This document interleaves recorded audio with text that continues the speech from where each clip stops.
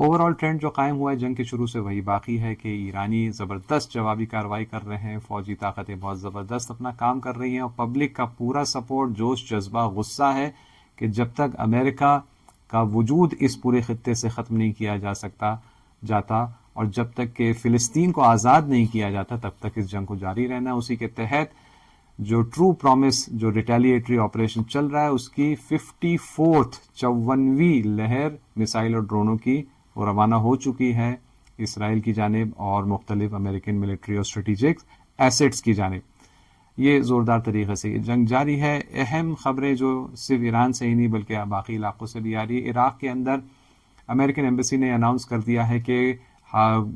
ہر امریکی سٹیزن کو فوراً عراق سے کسی بھی طریقے سے، عراق کا بھی ایئر اسپیس بند ہے، کوئی فلائٹس نہیں ہے، کسی بھی طریقے سے فوراً ہر امریکن کو عراق سے نکل جانا چاہیے۔ اس سے اندازہ ہو سکتا ہے کہ وہاں پر جنگ اپنے فائنل سٹیجز میں پہنچ گئی ہے۔ کن کے درمیان؟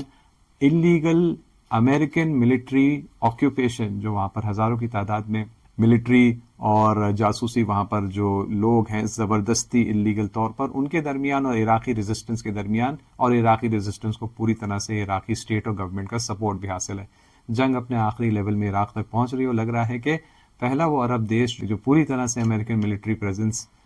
کو نکالنے میں کامیاب ہوگا وہ شاید عراق ہو۔ دوسری بات یہ کہ اسی تناظر میں جیسے دیکھ رہے ہیں کہ فالس فلیگ حملات بڑھتے جا رہے ہیں، سعودی عرب میں جگہ جگہ حملے ہو رہے ہیں، کویت میں حملے ہو رہے ہیں، سویلین ٹارگیٹس کو نشانہ بنایا جا رہا ہے اور کہا جا رہا ہے کہ یہ ایران کر رہا ہے۔ ایران کے آج فارن منسٹر نے اسٹیٹمنٹ دیا کہ ہمارے شاہد ڈرون کو کاپی کر کے لوکس ڈرون امریکہ نے بنایا ہے اور اس ڈرون کا استعمال کیا جا رہا ہے ان فالس فلیگ اٹیکس میں، اور ایران کے ملٹری اسپوکس مین نے کہا ہے کہ ان میں سے کئی سارے اٹیکس لانچ کیے جا رہے ہیں یو اے ای سے، یعنی یو اے ای سے سعودی عرب اور کویت پر اس وقت اٹیکس چل رہے ہیں۔ البتہ امریکہ اس کو کر رہا ہے تاکہ ایران کو بدنام کیا جا سکے اور پرابلم کریٹ کیا جا سکے۔ ایران بار بار کہہ رہا ہے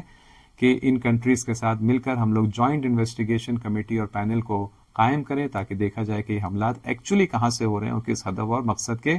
تحت ہو رہے ہیں۔